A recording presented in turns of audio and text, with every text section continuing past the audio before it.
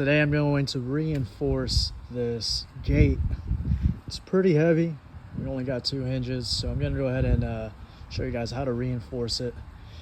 A couple things just off the bat. I went ahead and lifted it up with some shims and some boards here. That way I have it higher than where I had it before. Now I'm going to just go ahead and reinforce, adding another hinge here. I'll remove the shims and hopefully that'll look better.